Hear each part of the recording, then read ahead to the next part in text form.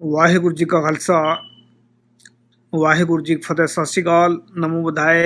जम्मू निवासी साथियों, अस्सलाम वालेकुम साथियों। वॉइस ऑफ मानवता न्यूज़ चैनल पर हम उठाते हैं गरीबों की आवाज़, मजलूमों की आवाज़। और आप सभी के लिए एक और चैनल हमने स्टार्ट किया है जिसका नाम है राष्ट्र ऑफ बेगमपुरा।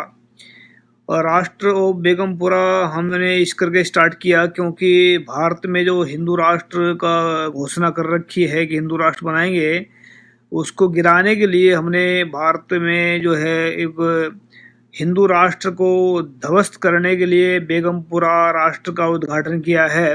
और वो जल्दी आप सभी के सामने होगा वो। और पूरे भारत के लोगों को मानव समाज पार्टी के जरिए हम जोड़ेंगे और इसमें पार्लियामेंट के अंदर जाएंगे। पार्लियामेंट के अंदर जो शैतान लोग बैठे हैं उनको वहां से निकाल करके उनको रास्ता दिखाएंगे। ऐसी बात करने जा रहे हैं। तो इसमें अभी जो देखा होगा हमने जो टाइटल दिया इसका कि अल्लाह के नाम पर जो शैतान बोलते थे कि अल्लाह ने ये कर दिया, मतलब जो अल्लाह वालों को मुसलमानों के खिलाफ जो बोलते थे वो लोग, तो मुसलमानों के खिलाफ बोलने वाले लोगों को क्या कहते हैं। अभी कोरोना का जो कहर चल रहा है, मैं महेश बोधी जुड़ना चाहते हैं, क्या कहना चाहते हैं? जी भाई साहब, तो कर ली है, अगर जुड़ना चाहते हैं, कुछ बोलना चाहते हैं, बोल सकते हैं। इसमें हम देख रहे हैं कि जब ये कोरोना का जो कहर चल रहा है, कोरोना चल रहा है या कुछ और चल रहा है, तो रब जानता है, या जिन्होंने शैतानों ने कहर फैला रखा है वो जानते हैं इसके बारे में। क्योंकि जो हालात ये बिगड़ रहे हैं कोई। हाँ भाई साहब, आपका महेश बोध जी, आपका स्वागत है। सत श्री, क्या हाल चाल है? बढ़िया, अपना बताएं कैसे हैं? लाइव जा रहा प्रोग्राम, कम से कम शर्ट पा लेते तो अच्छा रहता। अभी इसमें उठे ही हैं सुबह। इसमें जो चल रहा है सारा कुछ, अभी जो भारत के अंदर जो हालात बिगड़ रहे हैं, एक जो मतलब ऑक्सीजन भी खत्म हो गई है यहाँ से। और अभी देखा होगा आपने, 2-3 महीने पहले भी देखा होगा, काफी दिन से पहले भी देखा होगा कि ये मुसलमानों को कोरोना जिहाद के नाम से इन्होंने पूरा टारगेट किया था। और जिहादी कोरोना के हिसाब से अभी जो चल रहा है सारा कुछ, इन्होंने जो एक अल्लाह के नाम से कहने भी ये जो है अल्लाह के जो नाम वाले सबके सब शैतान है, या मतलब ऐसा ऐसा बोल रहे थे। अभी जो ऑक्सीजन आई है, मतलब ये मुसलमान देशों से काफी ऑक्सीजन आई है, उसके बारे में क्या कहना चाहते हैं आप? मुसलमान देश अगर ऑक्सीजन हम लोगों को नहीं देते, भारत को नहीं देते, तो शायद बहुत बुरी स्थिति हो जाती। और फिर भी जो भी ऑक्सीजन आ रही है वो भी वो लोग तो मानवता के हिसाब से वो लोग भेज रहे हैं इधर जीवन बचाने के लिए। लेकिन जी, यहाँ की सरकारें अभी भी बदमाशी कर रही हैं। यहाँ जो लोग सरकार में बैठे हुए हैं उनकी मानसिकता दूषित है और वो भी अभी भी बदमाशी कर रहे हैं। तो इसमें मतलब जो अभी देख रहे हैं कि अपने जो कई हजार मैट्रिक टन उन्होंने बाहर भेजी है, और जबकि पता था ऑक्सीजन की लोड पड़ने वाली यहाँ पर भारत में, इनको पता था सारा सिस्टम का। उसके बाद में भी इन्होंने कई हजार टन मैट्रिक टन जो है ना बाहर भेज दी, ऑक्सीजन बेच दी है। ऐसा फिर जब बाहर से कोई ने, मतलब बाहर से जो लोग मदद कर रहे हैं उसको सही तरीके से पहुंचाने रहे हैं।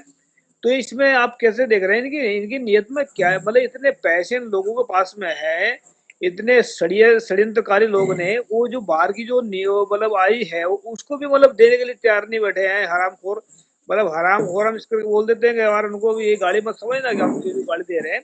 हरामखोर का मतलब होता है जो दूसरों की पकी पकाई को खा करके अपना पेट पर गुजारा करता है, फिर उसी में सुराग करता है। जो थाली में कहते हैं, जिस थाली में खाता है उसको सुराग करता है, उसको कहते हैं हरामखोर।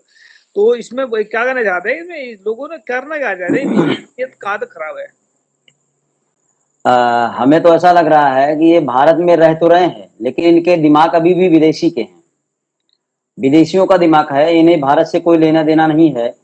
इन्हें सिर्फ अपनी रोटी सेकना है, अपने लोगों को मजबूत करना है और फिर विदेश भग जाना है। अभी देखा आपने कि एक उद्योगपति विदेश भग गया अपना पूरा परिवार लेके।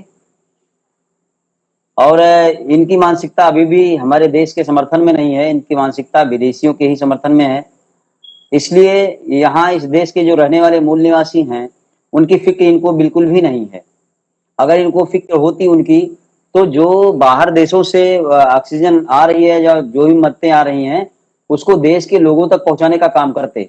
लेकिन अभी जो देखने को मिल रहा है, कोई एम्बुलेंस चुरा ले रहा है, कोई ऑक्सीजन सिलेंडर अपने घर में चुरा के रख रहा है। वो जो विदेशी मानसिकता के लोग हैं, उन लोगों का ये खेल चल रहा है पूरा। जी। तो ऐसा क्यों कर रहे हैं? मतलब भारत वाले ये इन्होंने साबित कर दिया कि ये विदेश से ही आए लोग हैं, क्योंकि जो विदेश भारतवासियों से बिल्कुल प्यार नहीं कर रहे हैं, बिल्कुल भी इनको परवाह नहीं है किसी प्रकार की। बहुत सारे मर रहे हैं लोग, बहुत सारे इसमें तड़प के जा रहे हैं। तो इन्होंने साबित कर दिया है। अभी हम तो सोचते तो भी चलो मान लें इंसानियत के नाते खड़े हो जाएंगे, लेकिन ये वो लोग हैं कि जिस जिस देश में रहते हैं उसी का खाते हैं, उसी का पीते हैं, उसको ही ये जलाने का काम करते हैं। तो इसमें ये अपने लोगों को क्या कह मतलब जो लोग इनके चक्करों में फंसे हुए, जैसे आरएसएस में जो बहुत सारे लोग बैठे हैं, आरएसएस में सारे एसटी एससी को ओबीसी के लोग हैं, वहां तो बहुत कम लोग, दूसरे तो बहुत कम लोग हैं। तो वो तो मूल निवासी हैं, उनको उनको उनको कैसे निकालेगा उनकी जंजाल से, क्योंकि उनके दम पे ही ये इसको देश में जो है ये गन फैला के लोगों ने। ये जो विदेशी लोग जो है, जो 2500 सालों से हमारे लोगों के दिमागों में जो कचरा भर दिया है ना, ये उसी का परिणाम है कि हमारे ही लोग, एससी एसटी ओबीसी के लोग ही उनकी दुकान को आगे बढ़ाने का काम कर रहे हैं। तो जब तक ब्रेन वॉश नहीं होगा हमारे लोगों का, तब तक वो तो हमारे लोगों के ही विरोध में काम करते रहेंगे, और उन्हीं के कहने में ही काम कर रहे हैं। जो उन्होंने उनके दिमाग में भर दिया उसी को लेकर हो रहे हैं। और ये इनकी मानसिकता विदेशी इन्होंने सिद्ध कर दिया। अंग्रेज विदेशी था, वो आया और उसने देश को, इस भारत में बहुत कुछ दिया, भारत को देके गया। लेकिन जब से ये लोग सत्ता में आए हैं, कुछ दिया नहीं, बर्बादी के सिवा, सारा कुछ बर्बाद करने के सिवा कुछ दिया नहीं। हर विभागों को बेचने का काम किया, उद्योगपतियों की गुलामी इन्होंने किया, उद्योगपतियों के लिए काम किया, देश की जनता के लिए कोई भी काम नहीं किया। ऐसे वक्त पे जब महामारी चल रही है, ऐसे वक्त पर तो कम से कम एक दया होनी चाहिए थी इनके अंदर, लेकिन वो भी नहीं दिख रही है। यहां भी अपना विदेशीपन ये लोग उजागर कर रहे हैं और देश की जनता के लिए कोई काम नहीं कर रहे हैं, सिर्फ उद्योगपतियों के लिए काम कर रहे हैं, अपने लिए काम कर रहे हैं बस। अभी आप देख रहे हैं कि इसमें जो सिख हैं और मुस्लिम हैं, ये दो कौम आकर सामने निस्वार्थ होकर सेवा कर रही हैं। मुझे ऐसा लगता है कि आने वाला वक्त जो है ये ऐसा होगा कि कुछ लोग इसमें S T S C OBC को लोग मुसलमान बन जाएंगे, और कुछ इसमें आधे सिख बनेंगे, आधे मुसलमान बन जाएंगे। तो जब ये शूद्र जो जिनको शूद्र बना रखा है, तो इनका ढांचा टूट जाएगा। और इसमें एक ऐसा ऐसा हो सकता है कि मानवता तो आपको जिस तरह मानवता उसी तरफ आदमी जाएगा ना। क्यों भूखा, कब तक भूखा मरेगा, कब तक गुलामी सहन करेगा? एस टी एस सी अरे को भी लोग जो क्या करना चाहते हैं इसके जी, ऊपर आप? जी, इसके पहले यही तो हुआ जो हमारे लोग, जिनको इन लोगों ने हिंदू बना के रखा था, जो हमारे लोग स्वाभिमानी लोग थे, जिनके अंदर स्वाभिमान जगा, उन्होंने अपने इस सड़ियल धर्म को छोड़ दिया। किसी ने बौद्ध अपना लिया, किसी ने सिख अपना लिया, किसी ने इस्लाम धर्म अपना लिया। तो बहुत सारे लोगों ने इसको छोड़ दिया, क्योंकि इसमें असमानता थी, इसमें भेदभाव था, इसमें पूरी तरह से इंसान के नाम पे, इंसानियत के नाम पे कुछ भी नहीं था। सिर्फ दोहन था, लोगों के ऊपर शोषण था और कुछ भी नहीं था। इसलिए लोगों ने इसको छोड़ा। और जी जी। ये आने वाले समय में भी ऐसा होगा, बड़ी मात्रा में ऐसा होगा। बहुत सारे लोग इसको छोड़ेंगे, और कोई सिख बनेगा, कोई बौद्ध बनेगा, कोई जैन बनेगा, कोई ईसाई बनेगा, कोई इस्लाम में जाएगा। लोग जाएंगे, इसको छोड़ेंगे। क्योंकि मैं इतना समझता हूँ कि जब तक एस टी एस सी को ओबीसी के लोग इसको छोड़ेंगे ना, लात नहीं मारेंगे, तब तक मैं ये तो कुछ बनाते रहते हैं। या तो सिख बने, मतलब हम ये नहीं कहते कि आप सिख बने, मुसलमान बने, जो भी आपको अच्छा लगता है वो बने हैं। क्योंकि अभी अब अगर देखेंगे ना, थोड़ी कमजोरियां भी हैं बहुत सारे धर्मों में। जैसे इस्लाम धर्म है, उसके पास विचार है, और लेकिन हथियार नहीं है, हथियार बहुत कम है। लेकिन बुद्ध धर्म है, उसके पास विचार है, हथियार नहीं। बुद्ध धर्म मार क्यों खाया? भारत की धरती पर बुद्ध धर्म मार क्यों खाया? क्योंकि उनके पास में विचार तो थे, लेकिन हथियार नहीं था। अब इसमें इन्होंने क्या करा, कहीं के लाख रुपए, कहीं के हजार, मतलब सोने, आप तो उसमें पढ़ रखा होगा भी, कहीं के उनके हजार मतलब सोने के सर पे रखकर उनके सिर कटवाए उन लोगों ने। लेकिन सिख के पास में विचार भी है और हथियार भी है। जी, और जो दुश्मन हथियार और विचार वाला हो ना, इनके पास झूठे विचार हैं और हथियार हैं। तो इसमें जो है, अगर आपको बनाना भी है तो बड़ा सोच समझ के करे काम की, क्योंकि जो चीजें जो सामने टक्कर, अगर बंदूक लेकर खड़ा है ना कोई सामने टक्कर, वहां पर एक मतलब बिना हथियार के नहीं चलेगा काम। तो वहां पर उसको हथियार से ही करना पड़ेगा, क्योंकि विचार को बचाने के लिए हथियार का इस्तेमाल करना पड़ता है। तो हम ये नहीं कहते कि बेगुनाहों के सिख जो है ना, कभी बेगुनाह को परवाह नहीं करते। हाँ, अगर कोई दुश्मनी करता भी है तो उसको सबक भी सिखाते हैं, ऐसी बात नहीं है। तो इसमें जो सिख जो सेवा कर रहे हैं निस्वार्थ भारत के अंदर, उनको क्या कहना चाहते हैं आप? सिख भाई जो भारत के लोगों की सेवा कर रहे हैं, ये असली देशभक्त हैं और इस देश के मूल निवासी हैं, इस देश के रहने वाले हैं, जिन्हें इस देश के लोगों की चिंता है। यहाँ की जो जनता है, जो उनके भाई हैं, उनकी चिंता है, इसलिए वो लोग लगे हुए हैं। जिन्हें कोई चिंता नहीं है, वो नहीं लगा है। देखो मैं एक बात स्पष्ट कर देता हूँ, सिख जो है ना तो किसी को परेशान कर रहे हैं, ना ही वो बिल्कुल। देशभक्त हैं। वह मानवतावादी हैं, विश्ववादी हैं और पूरे पूरे पूरे संसार से प्यार करते हैं। कहीं भी देख लीजिए आप जाकर के, जहाँ पर भी मुसीबत आती है वो सिर्फ इंसान देखते हैं, इंसानियत के ऊपर आए। वो कहीं मुसलमान को देखते, हिंदू को नहीं देखते, किसी को नहीं देखते, वो सिर्फ इंसान देखते हैं। तो बिल्कुल। इंसानियतवादी कभी देशभक्त नहीं होगा करता। देशभक्त के चक्कर में आज ही ये मार देते हैं लोगों को सड़क के ऊपर डाल करके, राम का भगत बन करके, किसी का भगत बन करके। तो नहीं। देशभक्त सिख सिख देशभक्त नहीं, सिख तो मानवतावादी, वो पूरे संसार को प्यार करते हैं, जीव जंतु को प्यार करते हैं। तो वो अपना फर्ज निभा रहे हैं, वो किसी को परेशान नहीं कर रहे हैं। तो ये बात को ध्यान रखना चाहिए लोगों को कि सिख कभी भी किसी के ना तो ऊपर एहसान करता, ना ही किसी का एहसान रखता है। चाहे वो जैसा मर्जी एहसान हो और जैसा मर्जी मतलब कुछ भी हो, तो उसको वापस करते हैं। तो और कोई बात करने तो ज़्यादा कर सकते हैं आप। नहीं, बस ज्यादा बात नहीं करेंगे अभी। थैंक यू, बहुत शुक्रिया अच्छा लगा आपसे बात करके। Okay, thank thank you, thank you. तो साथ ही हम बात कर रहे हैं देश में कि जो अभी जो चल रहा है सारा कुछ कोरोना के जो आड़ में जो चल रहा है, अभी बाहर देखा होगा आप लोगों ने कि जिन्होंने अल्लाह के नाम पर बदनाम करने का कोशिश किया कि अल्लाह तो ऐसा है, वो अल्लाह मतलब कुछ भी है, मुसलमानों को टारगेट किया उन लोगों ने उसके नाम से। अभी उन्होंने जो अल्लाह के जो बच्चे हैं, जो वाहेगुरु के बच्चे हैं, मतलब अल्लाह, वाहेगुरु और भगवान जो है ना, इस गॉड एक ही का नाम है, अलग-अलग नहीं है। अगर कोई इसको ऐसा समझ रहा है कि ये सभी अलग-अलग है, ऐसा बिल्कुल नहीं है। अल्लाह, गॉड, भगवान, वाहेगुरु जो भी है, वो सब एक ही शक्ति के कई नाम है। बहुत सारे ऐसा है कि भगवान को नहीं मानते, बहुत सारे ऐसा बोलते हैं वाहेगुरु अल्लाह को नहीं मानते। नहीं मानना ना माने कोई बात नहीं, हम इसकी बात नहीं करते। लेकिन ऐसा है कि उसने जो है अभी देखा एक करिश्मा मतलब होता है, क्या कहते हैं, जिसके नाम से बुराइयाँ फैल रही थी, उन्हीं के देशों से ऑक्सीजन भारत में आया है। और भारत में ऑक्सीजन आने के बाद भी शैतानों ने जो फिर वही चाल चली है। अभी देखा होगा रिलायंस की जो है, रिलायंस वालों ने एक ट्रक देखा होगा आपने, ट्रक जा रहा होगा कहीं, हमने उसमें वीडियो है हमारे पास में एक, तो ट्रक जा रहा है, उसके पास में मतलब ट्रक मुझसे इस्लाम देश से आया, तो मेरे ख्याल से सऊदी अरब से आया है।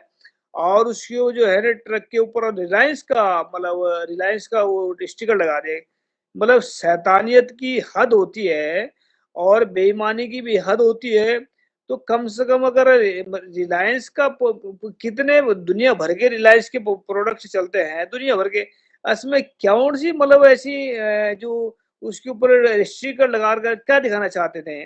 मतलब खुद की बदनीयत जो लोग हैं, जो इतने मतलब निकम्मे और निठल्ले और कामचोर और बेईमान जो लोग होते हैं, वो चाहते हैं कि किसी का नाम आगे ना जाए, बस हमारा नाम आगे जाए। अरे भाई मूर्खों आदमी, मैं इतना कहना चाहता हूँ, दुनिया भर के अंदर दुनिया सबको पता है कि कहाँ से कौन-सी चीज़ भारत में आई है। अभी क्या भारत से ब बहुत सारी चीज़ें जो भारत में पहुँची हैं और बहुत इंजेक्शन भी पहुँच गए, बहुत से दवाइयाँ पहुँची, लेकिन आम आम लोगों तक नहीं पहुँच पा रही हैं। ये जो बीच में बैठे हैं बेईमान और शैतान लोग जो हैं, जिनको कहते हैं, इनको मतलब इनकी जो दिली इच्छा ये है कि भारत के लोग डूब कर मर जाए, चाहे मर्ज़ी जो मर्ज़ी करें, लेकिन ये पैसा नहीं खर्च करेंगे। तो ये जो चल रहा है सारा कुछ, मतलब जिसके नाम से बदनाम करने की कोशिश की गई है, उसी के बच्चों ने, उसी अल्लाह के, गॉड के, भगवान के बच्चों ने यहाँ पर ऑक्सीजन भिजवाई है, तो उनका मुँह बंद करने के लिए काम किया है। अभी क्या है कि जब तक हमने पहले भी कई बार पहले भी अपने वीडियो में बताया है कि जब तक भारत में मनुवादियों का राज रहेगा, तब तक भारत में शांति बिल्कुल नहीं आएगी।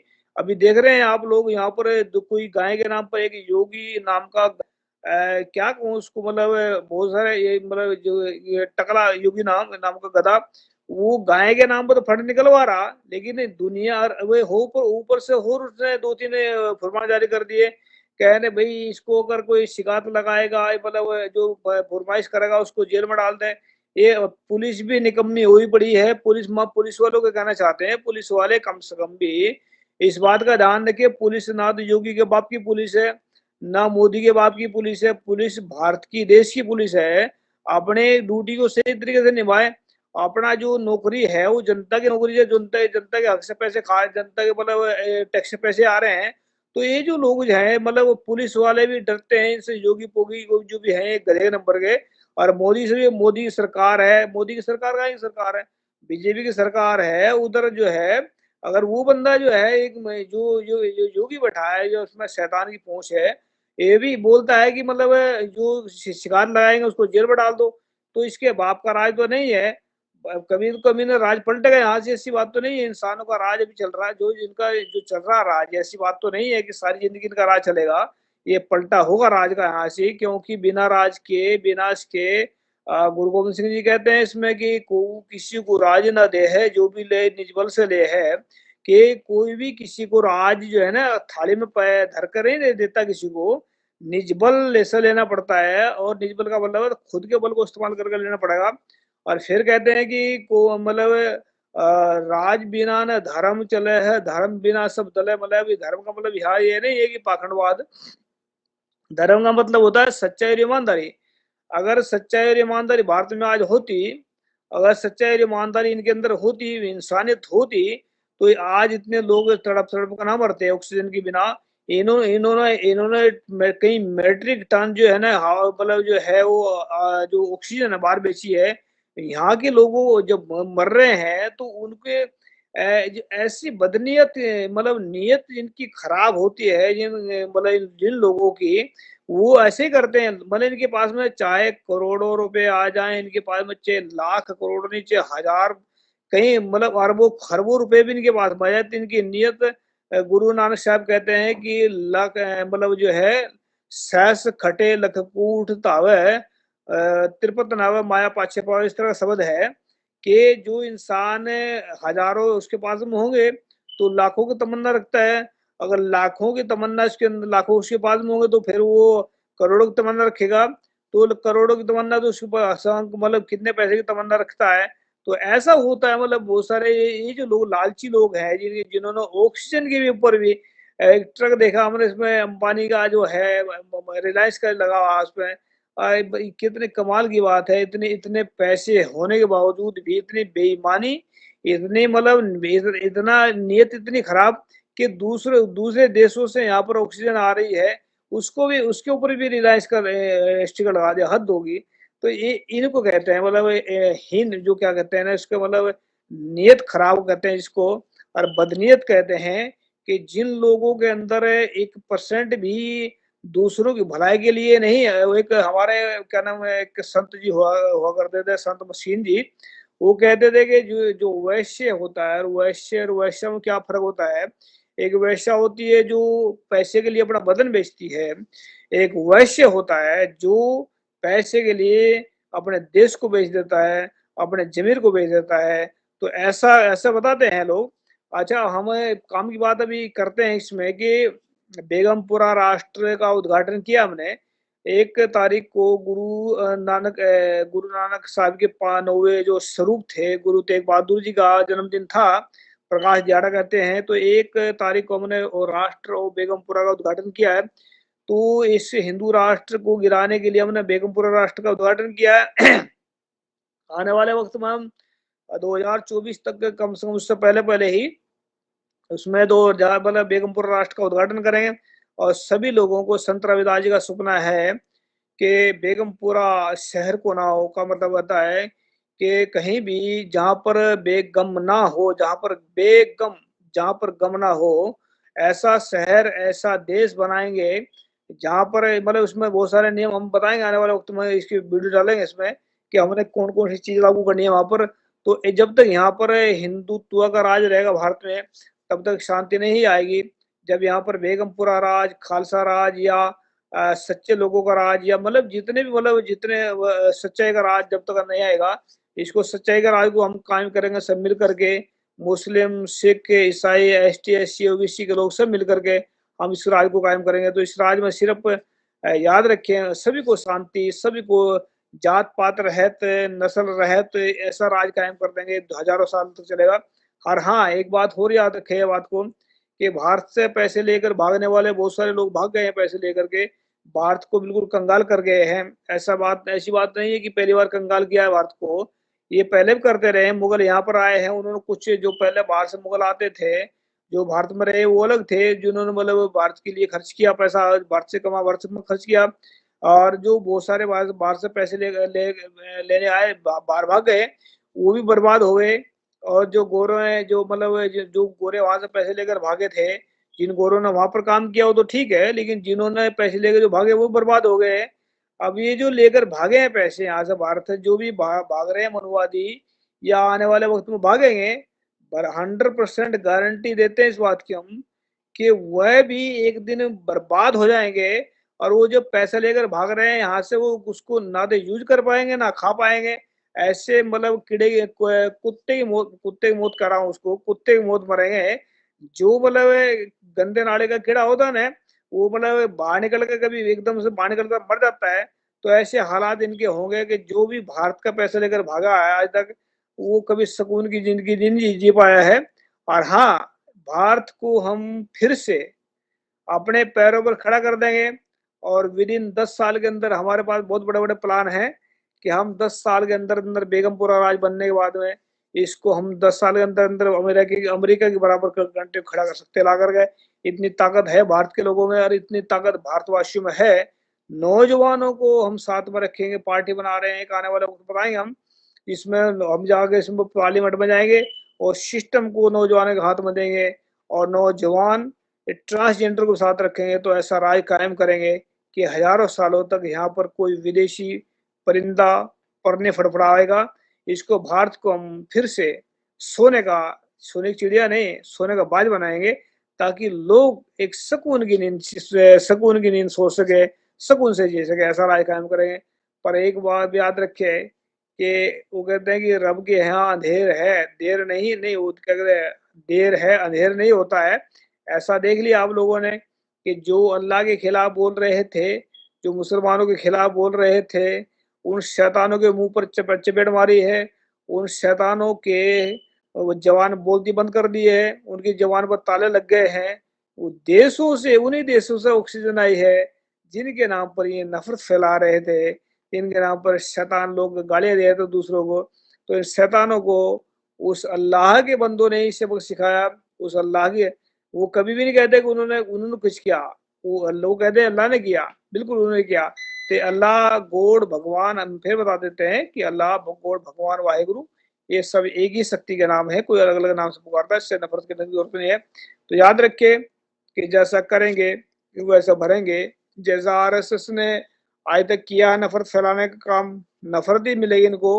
और आने वाले वक्त में जैसा एक बीज बो रहे हैं, अभी क्या कहते हैं कि वो संत फरीद जी कहते हैं कि भाई अगर जैसा बीज बोएंगे, अगर वहां पर कांटे बोए तो किंकर का पेड़ बोआ तो किंकर के पेड़ पर कांटे लगने हैं। तो इन्होंने 5000 साल से कांटे बोए हैं, तो उनको काटने पड़ेंगे। और जो भी है मतलब आने वाला उस वक्त जो बताएंगे नकवी साहब क्या करना चाहते हैं। नकवी साहब को रिक्वेस्ट रहने की है, आ जाए, जुड़ जाए और बताएं कि अल्लाह के नाम पर जो नफरत फैलाने वाले शैतान थे, उनके मुंह पर जो है ना अल्लाह ने खुद ने ताला लगा दिया है। नकवी साहब सत श्री अकाल, वाहिगुरु जी का खालसा, वाहिगुरु जी की फतेह।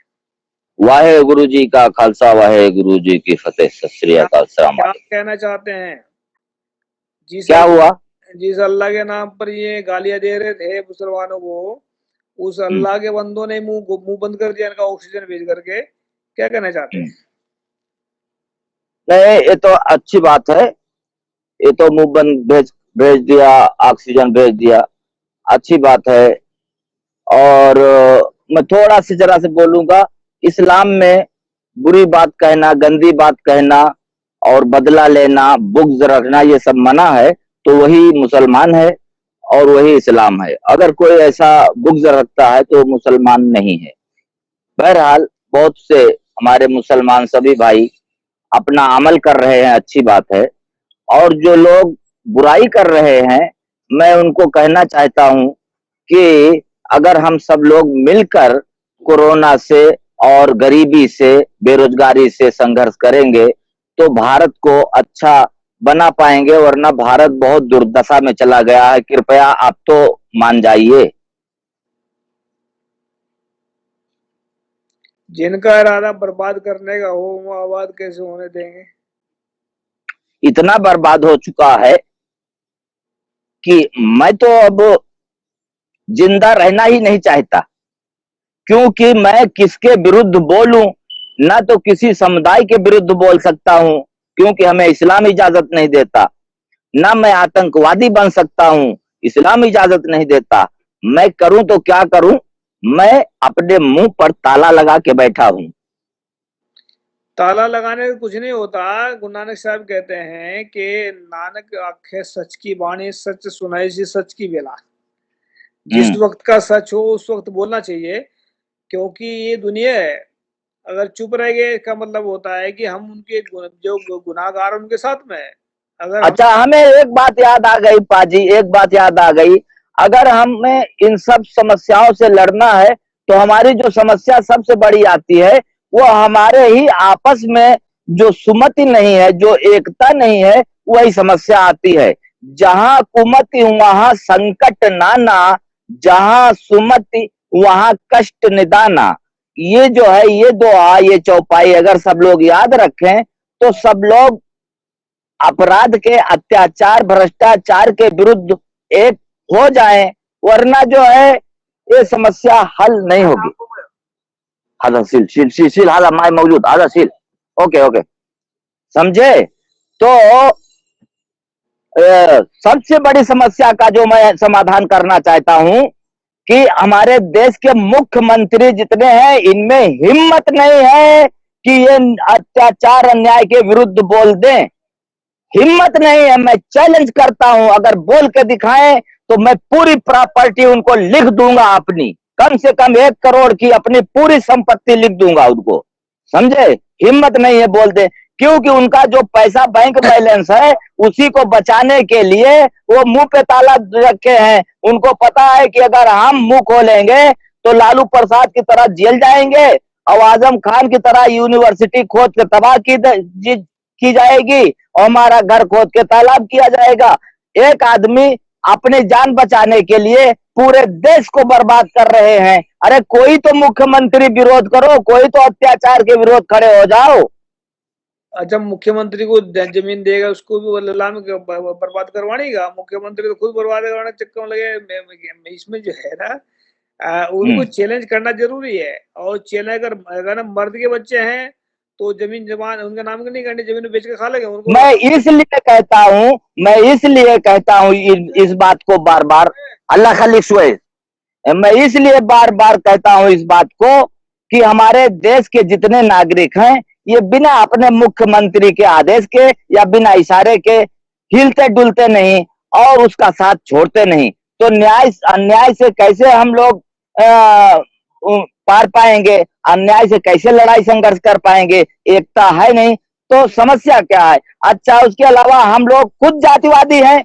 अरे भाई, SC ST में खुद जातिवाद है और OBC तो अपने आप को बहुत ऊंचा समझता है। तो वाम सेव संगठन जो है इसमें क्यों नहीं जुड़ते सब लोग? सब लोग वाम सेव संगठन में जुड़ जाएं ताकि EVM के विरुद्ध आंदोलन हो जाए और ये सरकार गिर जाए। 130 SC ST OBC जो आरक्षण से, ये क्या बोलता है, कहाँ का जो कोई समझौता हुआ था, जो आरक्षण से जाते हैं विधायक, वो लोग पूना पैक्ट बोलते हैं इसको। पूना पैक्ट, पूना, अल्लाह ताला आपको बहुत जिंदगी दे। और पूना पैक्ट वाले जो ये मुंह पे गू खा करके ताला लगा के बैठे हैं, इनके कारण देश ऐसी समस्या में गया है। भाई, मैं बीजेपी का विरोधी नहीं हूं, लेकिन बीजेपी की नीतियों का विरोधी हूं, क्योंकि 7 साल में देश ऐसी समस्या में चला गया है कि अब उबर पाना बहुत मुश्किल है, जान बचना मुश्किल है। लड़कियां स्कूल नहीं जाती, कोरोना से फुर्सत नहीं है, जिंदा रहना मुश्किल है, मास्क लगाना जरूरी है। तो घर से निकलोगे नहीं तो खाना कहां से बच्चों को दोगे? और मास्क लगाने से मुंह बंद कर लो, वही हवा बार बार लोगे। कभी भी आप रजाई को ओढ़ करके जाड़े के दिन में मुंह बंद करके लेटते हो, 1 मिनट से ज्यादा नहीं बंद कर पाते, क्योंकि अपनी सांस, वही सांस बार बार नहीं ले सकते जब तक दूसरी सांस बाहर से नहीं आएगी। तो ये मास्क लगाना ये हमको खुद मौत के मुंह में ले जाता है। उसके अलावा अच्छा, ये सरकार की बीजेपी की नीति क्यों कह रहा हूं, इन्होंने जो है अपना संगठन किया, सरकार बनाई, कुंभ मेला किया, नहाने जा रहे हैं, इलेक्शन किया, अपनी गलती पर नहीं ध्यान करते, मंथन करते और दूसरे को मार मार के गरीबों को अंदर करते हैं। अब आजकल जो आदमी सिर्फ 200 रुपया मजदूरी करता है, उसकी खाना खुराक कैसे चलेगी, बताओ। जी जी जी। दरअसल क्या है नकवी साहब, ये जो सरकार में बैठे हैं, इनकी नीयत खराब है। जिनकी नीयत खराब होती है ना, उनके पास में 6,000 करोड़ नहीं, 6 लाख करोड़ नहीं, 6,000 मतलब कहीं अरब करोड़ आ जाए उनके पास में पैसे, वो भिखारी के भिखारी रहेंगे। सबसे बड़े भिखारी मोदी है, योगी है, मोहन भागवत है और ये अडानी अंबानी, ये विश्व के सबसे बड़े भिखारी हैं। ये भिखारियों की क्या, हाँ क्योंकि इन लोगों की वजह से देश बर्बाद हो रहा है। इन लोग ये सोचते हैं कि हमारे पास पैसा सारा आ जाए, हमारे पास में लोग हमारे गुलाम बन जाए। ये इसी टेंशन में सरक जाएंगे, निकल जाएंगे, तभी देश सुरक्षित होगा। और जो है, वो कुछ कहना चाहते, कह सकते हैं आप। नहीं, मैं सबको यही कहना चाहता हूं कि अन्याय के विरुद्ध कभी भी चुप मत रहो और कभी भी जालिम को, पैसा वाले करोड़पति को देख करके जालिम को सलाम कभी भी नहीं करना। डरने की जरूरत नहीं, अरे वो मार सकता है आपको लेकिन न्याय को नहीं मार सकता। तो कभी तो ना तो मरने को डरना और ना अन्याय के विरुद्ध चुप रहना। शुक्रिया। अरे मोदी हमें बोलते हैं बहुत सारे वो। अरे भाई, मोदी की बात मैं बता रहा हूं, मोदी की बात मैं बता रहा हूं। मोदी देखिए योग्य आदमी नहीं है। आपको मालूम है कि वो नाली से गैस निकालते हैं, गणेश को ऑपरेशन करके गणेश को, हाथी को आदमी के लगा देते हैं और बादलों में उनका राडार काम नहीं करता। ये सब तमाम तरह के मौजूद हैं। मोदी जी अपने मुंह से जब कह चुके हैं मैं पढ़ा लिखा नहीं हूं, तो मोदी मोदी करने की क्या जरूरत है। मोदी को सिर्फ आरएसएस ने जो है वो बिठा दिया है गाली खाने के लिए। मोदी का बात करना बेकार है, मोदी योग्य नहीं है। कोई भी भाजपा में अगर योग्य है उसको बिठा दें तो भी मैं राजी हूं, हमारे लिए कोई विरोध नहीं है। हमारे लिए सब हिंदू मुस्लिम सिख ईसाई सब एक ही है, हम सबके जो है साथी हैं, सबके हम भाई हैं, हम किसी के विरोधी नहीं। लेकिन योग्य आदमी को बैठाना चाहिए भाई। देखिए, अब अगर ड्राइवर बेवकूफ है, टेढ़ा मेढ़ा चलाएगा, नशे में चलाएगा, तो उसके साथ जितनी सवारी बैठी रहेगी वो खतरे में है, वो मर जाएगी। तो अगर देश का पीएम अगर अयोग्य होगा तो देश को गड्ढे में ले जाएगा। और ये पीएम जो है कहता है जहां कब्रिस्तान है वहां शमशान भी होना चाहिए। अब हर घर में एक शमशान बन के तैयार हो गया है। यही योग्यता है इनके। अरे मेरी बात नहीं सुनिए, हम क्या कहना चाहते हैं आपको। मोदी जी बोलिए। अगर ये गणेश का सिर लगवा सकता है, तो इसका हाथी का सिर किसी का मतलब अगर मरा हो कोई हाथी का सिर, मोदी के सिर पे फिट करवा देंगे इसको लगवाने वाले वक्त में। कोई अगर तो सही। अब तो मतलब वो कह रहे हैं भाई वो फिट कर सकते हैं, वो तो मोदी के सिर को हाथी का फिट करवा दें, क्या दिक्कत है। अभी गणेश की रोज क्या लिखा है इसमें। दूसरी बात इसमें, अच्छा, दूसरी बात बात, क्या, अपने देश में लोग बड़े मासूम, बहुत भोले भाले, बड़े यानी कि मासूम लोग हैं, अनजान हैं। इन लोगों को ना तो राजनीति, अरे सबको नहीं कह रहा हूं, लेकिन भोले बुद्धू लोग ज्यादातर हैं, ये शैतानों के कहने में बहकावे में आ जाते हैं। देश की जनता इतनी चालाक नहीं है। और विदेशों में देखिए, दूसरे दूसरे देशों में कितनी सुविधाएं हैं। अच्छा घर रहने का, अच्छा छप्पर गाड़ी खड़ी करने का, अच्छी गाड़ी चलने का, बिजली है, गर्म पानी है, ठंडा पानी है, फ्रिज है, खाना पीना विदेशों में। और ये अपने देश के जो बड़े बड़े आदमी हैं, विधायक हैं या जो कुछ है, सेलिब्रिटी हैं, ये विदेशों में जाकर देख कर आते हैं। तो क्यों नहीं इसी तरह से अपने देश में प्रयास करते कि सबके लिए अच्छी गाड़ी हो, अच्छी सड़क हो, अच्छा घर हो, अच्छा खाना हो, अच्छा कपड़ा हो। क्यों नहीं प्रयास करते? इसलिए नहीं करते कि ये लोग चाहते ही नहीं गरीब हमारे बराबर आए। समझे कि नहीं? नहीं मैं तो समझ गया हूँ, लेकिन मैं तो और भी कुछ समझा भी क्या हो रहा है। मैं एक बात करना चाह रहा हूँ आपको। हमें बहुत सारे के फोन आते हैं कि अगर तुम इंडिया होते तो मोदी तुम्हें गोली मार देता। मैं तो मगर फिर क्या हो जाता, फिर मैं उनसे एक सवाल करता हूँ, अगर मोदी को अरे मोदी तो हमें गोली मारे तो मैं तो बहुत खुश हूं, मैं किसी को कुछ नहीं, मैं पहले से लिख अरे करके मेरी बात दूंगा। सुन लीजिए पहले। अरे भाई, जब प्रधानमंत्री अगर हमें गोली मारेगा, इससे बड़ा सौभाग्य है ही नहीं। वो मारेगा तो कम से कम पूरा विश्व में 1000 साल तक रिकॉर्ड में आ जाएगा कि एक मजदूर गरीब को वहां का एक पीएम ने गोली मारा। मैं तो यही इसी में बहुत खुश हूं, हमको मारे ये पीएम गोली, हम तो बहुत खुशी हैं। पहले बात तो सुनिए पहले। अगर मोदी मोदी को गुंडा आएगा, अगर वो गोली मारेगा किसी को, अगर गुंडा आएगा। नहीं, वो मोदी गोली नहीं मारता। मोदी जो है ये लोगों से मरवाता है। जैसे क्या गोधरा में मोदी थोड़ी मारने गए, या दिल्ली में जो दंगा हुआ मोदी थोड़ी गए, बंगाल में जो हो रहा मोदी थोड़ी गए।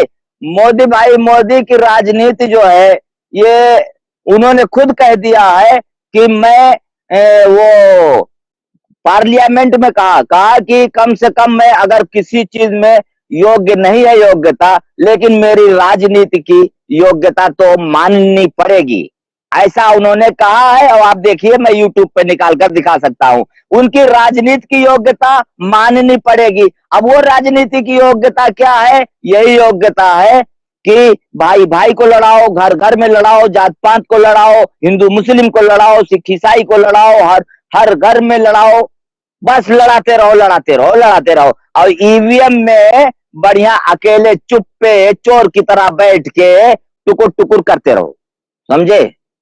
नहीं, मेरी बात अधूरी रहेगी। मैं कह रहा हूँ, मगर भाई मोदी गुंडा है तो गोली क्यों, फिर प्रधानमंत्री कुर्सी पर क्यों बैठा? अगर फिर मगर अगर वो संत है तो उसको गोली मारने की क्या जरूरत है? तो हमने फिर दोनों हाँ तो बगा ऐसा है ना, मैं ऐसे ऐसे गुंडे बहुत सारे आए, बहुत सारे चले गए दुनिया के अंदर से, बहुत कोई दिक्कत नहीं, मानने की लोड है। तो वो ऐसे जब हाँ हिटलर भी गया यहाँ से, वो जो पहला था एक और सिकंदर था वो भी गया, ये भी निकल जाएंगे। हाँ। ये भिखारी की तरह आए, भिखारी की तरफ निकल जाएंगे।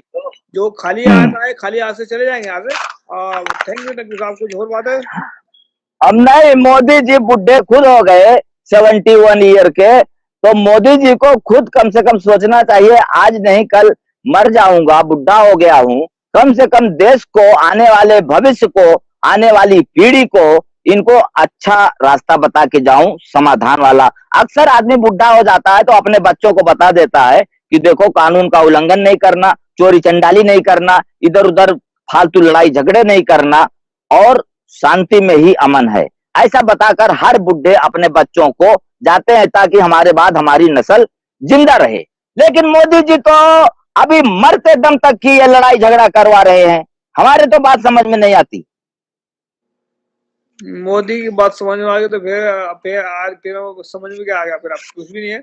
हमारे समझ में बात सीधी सीधी आती है, पूरा का पूरा जिम्मेदार आरएसएस संगठन है, जिसने कम हजारों साल से हमारे देश को मूर्ख बनाते बनाते बनाते बनाते ऐसा मूर्ख बना डाला है कि इसमें एससी एसटी इनको तो छोड़ो, मुस्लिम माइनॉरिटी को छोड़ो, इनको वैश्य और राजपूत जो अपने आप को सर्वोच्च समझता है, इन लोगों को भी आरएसएस का इतिहास मालूम नहीं है।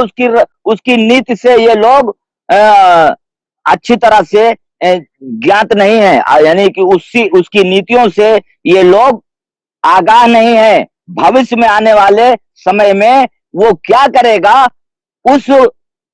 उस खतरे से या उसकी चाल से ये लोग वाकिफ नहीं है। हमें तो यही आता है समझ में कि ये लोग समझते हैं मैं सुरक्षित हूं, मैं बहुत ताकतवर हूं, मैं इसके साथ हूं। अरे तो हम लोग जब नहीं रह जाएंगे तो बाद में तुम्हें मालूम पड़ेगा भैया, अभी हमें कहने की क्या जरूरत है, वो बाद में आपको मालूम पड़ेगा।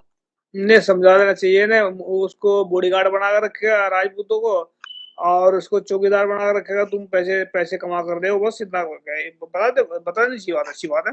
तो अरे भाई, राजपूतों का परसेंटेज में देखो, कहीं भी अगर राजपूत 3% से कहीं भी भारत में, 3 तो ज्यादा कह दिया, 2% से भारत में कहीं भी जुडिशरी में, न्याय में, पालिका में, किसी भी क्षेत्र में 2% से ज्यादा राजपूत नहीं पाओगे, और 1.5% से ज्यादा वैश्य नहीं पाओगे, किसी भी डिपार्टमेंट नहीं पाओगे।